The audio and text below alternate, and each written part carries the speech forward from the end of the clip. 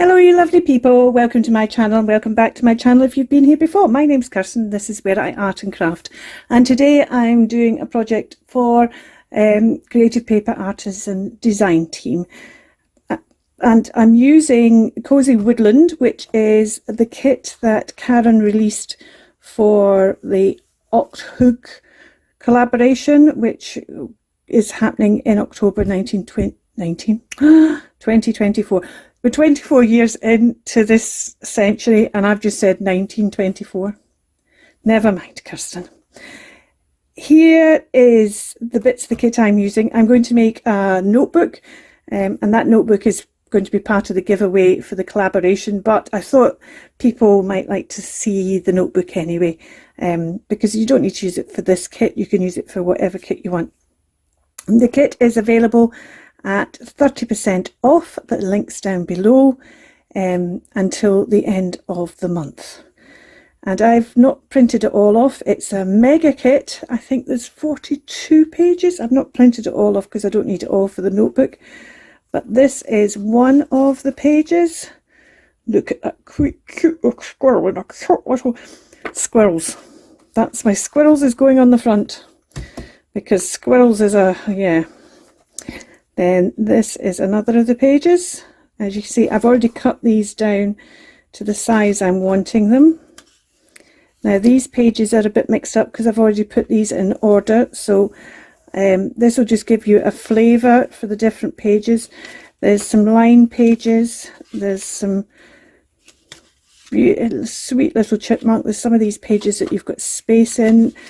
As usual, Karin's lovely background pages. There's a lots of kind of flannelly check patterns behind pages and as whole background pages. That's another line page. Loving this fox. You can see there's a lovely variety. Then there's these pages that are of kind of autumnal seeds, and there's others with leaves and berries. Here's some more of the flannel and check pages. Beautiful owl. These are watercolour images, like these leaf. This is a background page of leaf, and you can see it's watercolour images, and they're just so delightful. This pile of leaves on a, just look at them. I love this Gilco leaf here, and that's a line page. So there are some line pages. Karin's normal mixture of lovely images, lovely backgrounds, and some line pages for you to use in your journal. So I've already cut these down. Now there's some of these are slightly bigger, but I'm going to tear them out because I want some of them to have a torn edge on them, or I might use them as, just turn them up and maybe use them as pockets or something. I don't know, I haven't fully thought that through yet. But this is going to be the inners of my notebook, and these are,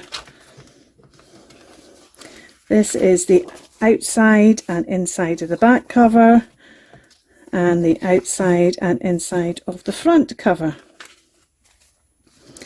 These are the other bits I'm using. This is the offcuts, because when I cut the pages are all 4 1/4 inches wide, and I get an A4 paper. That means I get 2 of them, and this strip is an offcut, and they can be used as part of the ephemera. So we've got these lovely wee tags, and then there's some slightly bigger tags, some pockets, belly bands, medallions. There's some side pockets. There's another all the way across pocket, more belly bands, more pockets, more medallions. That's the biggest tickets that I'm using for this. More of the medium size tickets. I'm determined they're tickets, aren't I? Tags. And then here's 2 of Karin's envelopes. So that's the bits I'm using for this kit. But there is loads more ephemera in the kit. And if you want to see how other people have used the kit, then you can check out the collaboration people that have used the collaboration. If you look, just do a search for hashtag OctHook 2024, which is OctHygge. It's the hook is a Danish word. So that's all the bits I'm using from the kit. I've also already prepped this one. I've not finished prepping that one. I've already prepped this bit, which is a bit of Amazon envelope, and it is 2 centimeters or 3/4 of an inch wide and 4.5 inches or 11.5 centimeters long. So that is the same as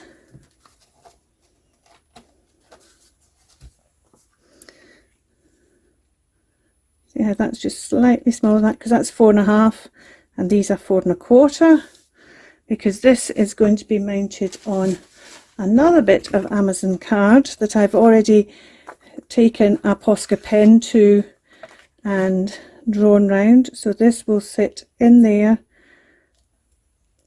There won't be a border at the top, and then it is going to sit on that bit of ribbon there as well, and then that is going to create a kind of hinge for this notebook.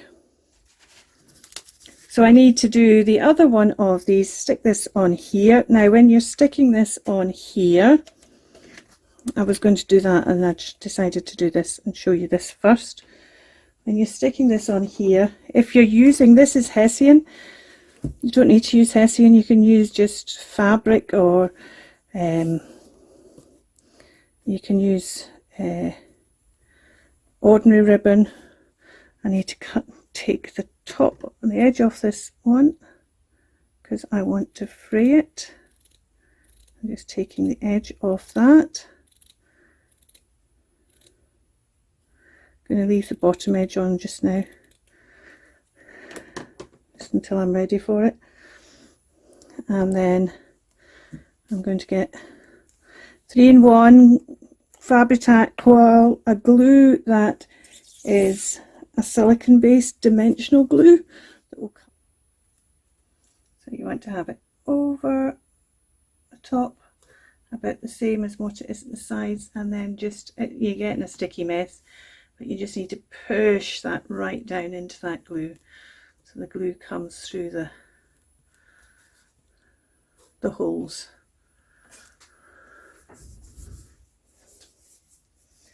I'll leave that to dry. Now I'm going to stick the front bit of each of my covers on here. So the front one, that's the very front. This one is the very back.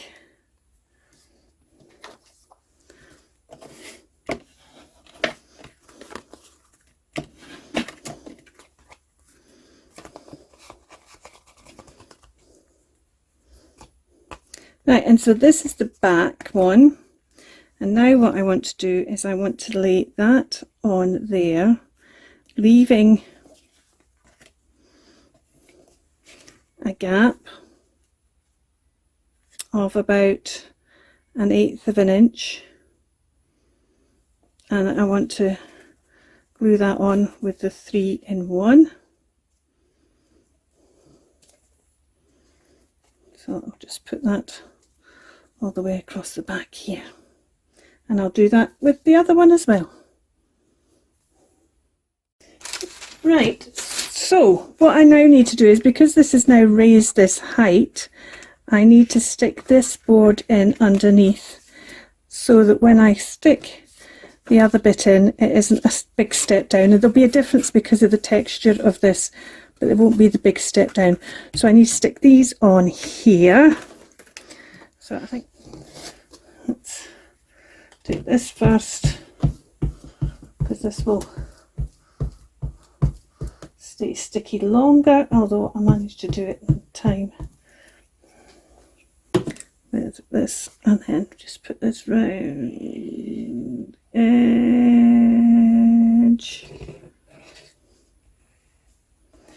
and put some in the middle as well.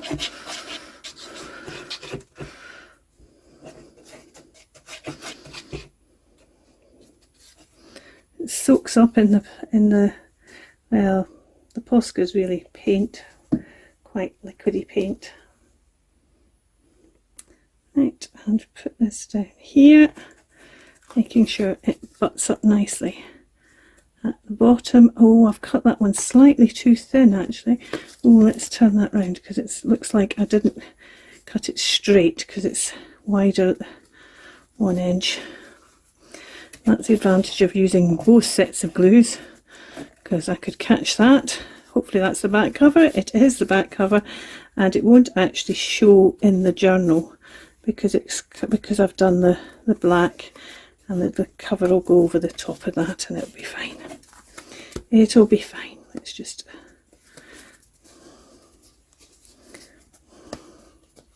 there we go. And I just want to put them both down that way and put something heavy on top of them. Right, put that down because that's flat, then put my box of dies down on top of them. Right, and let's look at these. What I need to do is get these all up the top. So let's just get them all sorted. Right, and what I'm actually going to do, if I can find it, is, here we go, this bit, which is the bit that I've used for the binding, for that top section. I just want to put this over the top like that.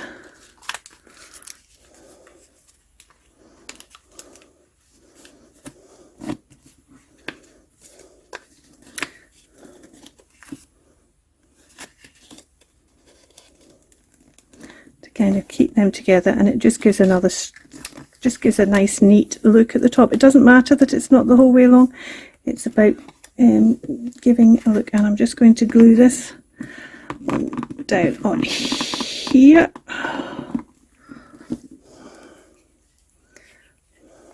Let's get those bits of black off. That was wee bits of that envelope, wasn't it? So let's just stick this down on this top one. Don't need all that glue. Stick that down on there.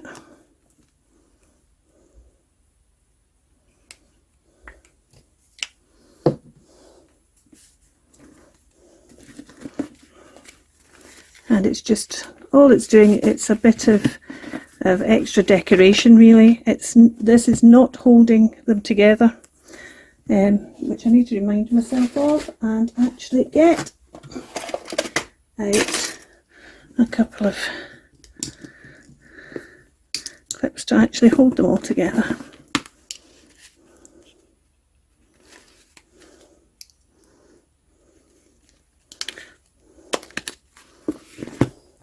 I like to clip from both sides. I just think it's worth the extra caution, because too easily these things can just suddenly spin round, slip a bit. There we go. And just on the back here,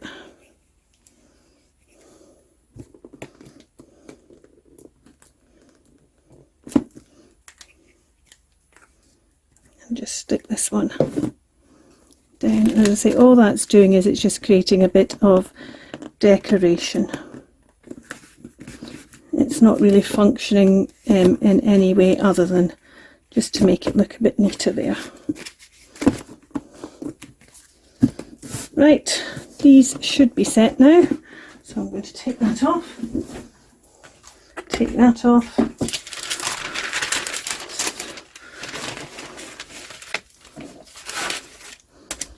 what we need to do now, ooh, is not put that on there. What we need to do now is put that one's the back and that one's the front, and we need to put those in there. But we need to remember that when you're flipping through this, that one can stay that way up, but this one, you have the cover and you're flipping that open, you really want that one that way up.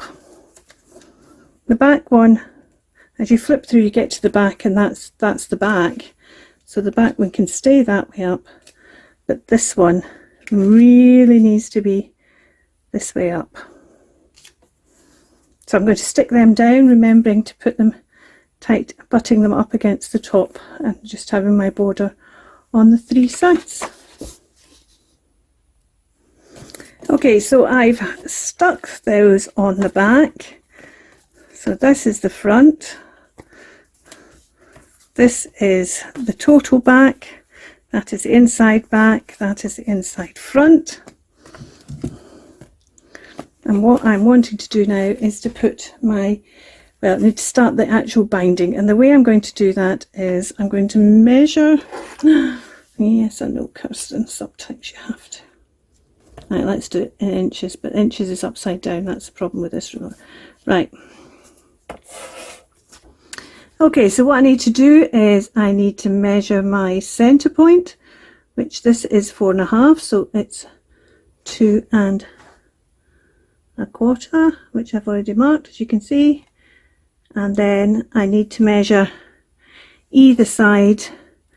I think I'm just going to measure 1/2 inch in either side. 1/2 inch, no, 3/4 inch in. I think 3/4 inch in either side.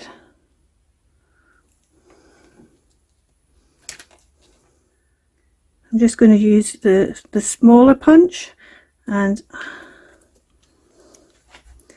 then I'm going to go in there and punch.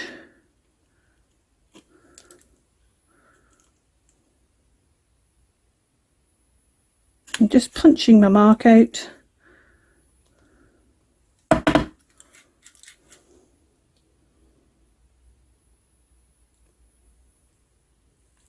Punch. There we go.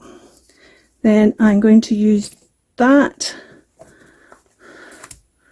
as a template, because I can't really go, what I want to do is I want to make sure it's all square that way, and the best way to do that, but I've got to make sure I do it the right way around, because they're going to actually go around that way, aren't they? So I need to make sure it's all square that way and mark the holes. There we go.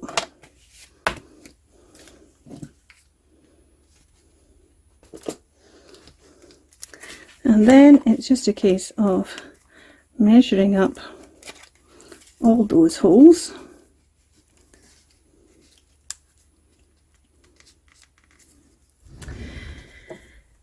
I'm going to use this ribbon, and I'm going to do 3-hole pamphlet stitch with it, so 3 times the length, plus I want to have a bit left over, so I'm doing another wee bit. Now, 3-hole pamphlet stitch is a very simple stitch once you know what you're doing, but it's quite hard for it to be demonstrated because things get in the way, and I think because of that people get quite kind of not really understanding it. So I decided if I did this as a 3-hole pamphlet stitch, then it would maybe be easier for those who don't know to see it. However, one of the big things with a pamphlet stitch you've got to be careful of, and I had got one out, there it's there, is you must not put your needle through your thread when you're doing the last stitch. And with a ribbon, that's even more likely to happen just because the ribbon is thicker. So the way to avoid that, we don't need all this, is to get a straw. And I'm going to put that through there. Then I'm going to put, this is a stitch, this is how you start a 3-hole pamphlet stitch. You go through the center hole, all your bits through the center hole. This is my extra tip for when you're doing ribbon. You have the ribbon and then you've got to just squash your straw and try and kind of fold it in half. So it's got a kind of V, can you see that? And then put it through your hole, because chances are your hole's not going to be big enough, and you're only going to, this is only if you have a ribbon, and this is to stop your ribbon being a, oh, come on, go through,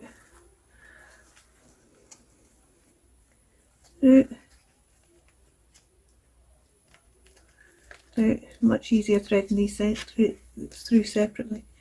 Through. You do not need this if you're doing thread, and usually you wouldn't have space to put it through anyway. So now I've got to make sure that the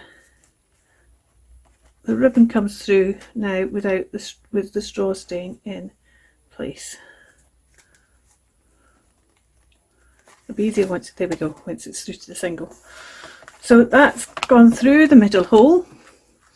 You then come up back through one of the other holes. So if you were doing this in a journal, you'd be going from the outside and coming back into the inside of your journal. So this would be the inside fold of your journal here. You then go all the way along to the other end here and go back from the inside of your journal to the outside of your journal. And then this is why I've done this whole palaver with the ribbon. Here is when you're then going to bring it back through this first hole, and there's a danger of me catching the ribbon with my needle, which is why I've put the straw in. So I'm going to put it in that groove there so that it doesn't catch the ribbon. So if you're doing a ribbon, that's your tip if you're doing a ribbon. If you're doing a 3-hole pamphlet stitch, then you want to make sure you don't take and bring that back through, and you can just bring that off the edge and then tighten it all up. So that's this. I've just realised this is quite a stretchy ribbon, but that's okay. Tighten that all up. I think I'm going to put a bow on. Tie a knot first, that way, and then that way. Then I'm going to put a bow on it, I think, just like that. And then I'll cut it off, and I'm not going to tie a knot in the bow. Then whoever gets this, if they don't want a big floppy bow, they can take the big floppy bow off.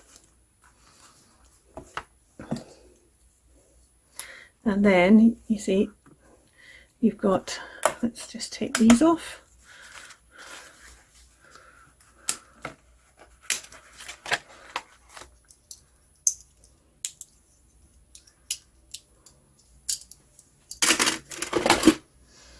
You then got your, goes that way, and if you worked it from the back, although I haven't put this one upside down, then this is all your blank pages.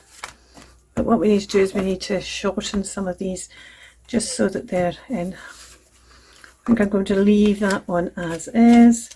This one, am I going to tear, or am I going to, I think I'm going to tear this one.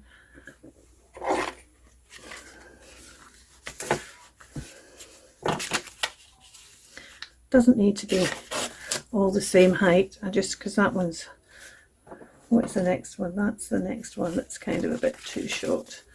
So let's turn this one into a pocket. So if we let's just because it's quite a, we could then stick that on top of it. Let's stick that round to give that edge of the pocket a wee bit of strength.